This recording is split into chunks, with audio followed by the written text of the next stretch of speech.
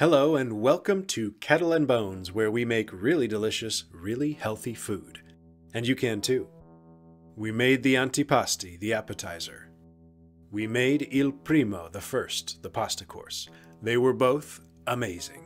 I see no reason to delay. Let's get right to il dolce, the sweet dessert. Welcome to Keto Italian Dinner Part 3. We're making mixed berry Panna Cotta. Let's get cooking. Panna Cotta means cooked cream. So guess what we're starting with? Go ahead, 3 guesses. If one of your guesses was, in a pot over medium-low heat, we're going to start by warming some heavy cream, then you are correct. I have about 2 cups of heavy cream here. Just cream. No milk, no half and half. Cream. Only cream.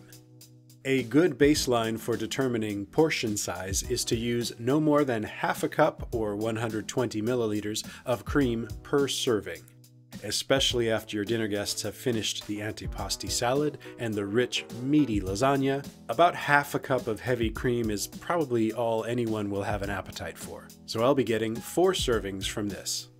Once again, we're on medium-low heat. It's very important that we do not scorch the cream by having the heat up too high. If we burn it, there's really no way to save it. We'd have to start again.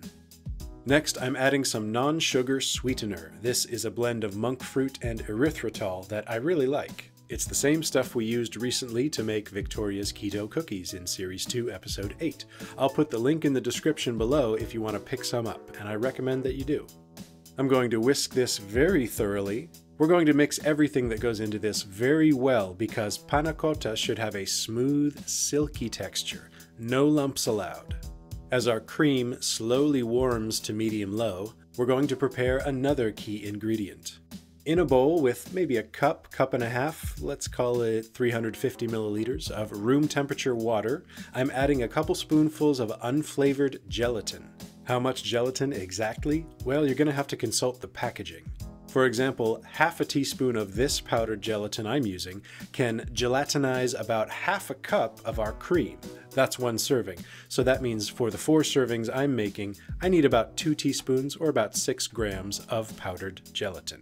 The gelatin needs to dissolve and thicken for about 5 minutes or so. In the meantime, our cream is going to get a generous splash of vanilla extract, about 2 teaspoons or roughly 10 milliliters. Vanilla gives us a good all-purpose panna cotta, but it is by no means the only way to do it. Other flavor extracts, maybe almond or hazelnut, would work well here, as would a splash of spirit like rum, brandy, bourbon, sherry, maybe schnapps. The gelatin is coming along nicely. It has absorbed quite a bit of the water, and the mixture is getting very thick. As soon as the cream begins to bubble, don't let this go on for longer than just a few seconds, we're going to kill the heat, add the dissolved gelatin, whisk, whisk, whisk. Chunky style panna cotta is not a thing. Whisk, whisk, whisk for 1 minute. And now we're removing this from the heat and running it through a fine mesh sieve. This will help us to be ultra certain that there are no lumps, clumps, or undissolved nuggets remaining. And this looks to be nugget-free. Good. Now this is ready to pour and chill. I'm actually going to put this back into the pot simply because this pot has a lip on it that makes it really easy to pour from. What we're pouring into will be whatever cup, dish, or glass you want to serve your panna cotta in. Doesn't have to be overly fancy. Panna cotta actually looks really nice in elegantly simple glassware. We're pouring 1 serving, that's 1/4 of my vanilla cream mixture, right into the glass. By the way, you also want to choose a glass that leaves plenty of empty space to work with. Our glass gets tightly sealed with plastic wrap, and in it goes to the refrigerator for at least 4 hours. But I can tell you that this comes out smoother and better formed overall if you let it chill for 8 hours. Just pop it in the fridge overnight. It will be worth it. Okay, next let's talk about toppings. I'm going to make my panna cotta today with the same toppings it came with the very first time I ever had it, in Italy, many years ago. It came with a sort of mixed berry compote layered on top. Really nice and refreshing. So into a pot on medium-low heat goes about a cup or 140 grams of some of the lowest glycemic berries there are. We're talking blueberries, blackberries, raspberries, and strawberries.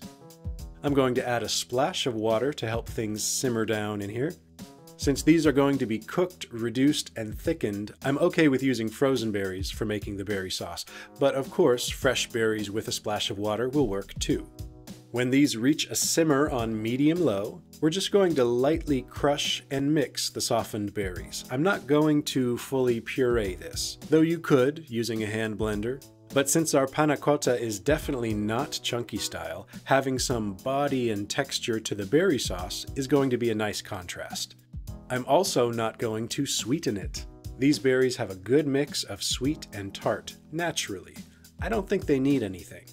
That said, if you taste and find yourself with a berry sauce that's a little too tart, you can adjust by adding a couple pinches of the monkfruit-erythritol sweetener blend. Do you know what else I'm not going to do with this? I'm not going to strain it. You'll see recipes that instruct you to pass the berries through a fine mesh sieve to get a smoother sauce. Straining this would remove much of the fibrous pulp that is helping to reduce the overall carb count. We don't want to do that, so let's leave our berry sauce whole. When much of the liquid has cooked off and we are approaching a jammy consistency, this is going into a jar and into the fridge until tomorrow when our cream has completely solidified. Buonanotte. Buongiorno, let's take a look at our panna cotta. Bellissimo! This has set beautifully and is now completely smooth and solidified. Assembly is easy. A few spoonfuls of our berry sauce form a deep red duvet of flavor on top of our cream. And for garnish, berries are the logical choice, and for appearance sake, we are going to go with fresh berries, if at all possible. We're giving a visual preview of what our diners can expect when they take a bite. I've sliced the strawberry almost all the way up to the stem and fanned it out to be a little fancy. And a small sprig of mint leaves adds another nice pop of green. A quick word on panna cotta toppings. Berries are obviously classic, but let's imagine you added a splash of bourbon, let's say, to the cream mixture. What about shavings of sugar-free chocolate on top, huh? Or a drizzle of sugar-free caramel? What about lemon curd? What about other nuts and seeds, maybe toasted pistachio or walnut? Panna cotta is one of those great dessert templates that you can fill in as you go with your favorite flavors. And here we have il dolce, the sweet, our mixed berry panna cotta, coming in at 3 to 4 grams of net carbs per serving. A perfect finish to follow our antipasti salad appetizer and our meaty lasagna. I don't know about you, but I am stuffed. Stay with Kettle and Bones for many, many more appetizer, entree, and dessert ideas. Check out the rest of the channel's recipe videos and make sure you're following Kettle and Bones week to week because we've only just scratched the surface of what's possible for low-carb and keto-friendly Italian cooking. I'm really looking forward to playing around with our keto noodle recipe. Thank you for joining me for our Keto Italian Dinner mini-series. But for now, just enjoy your mixed berry panna cotta.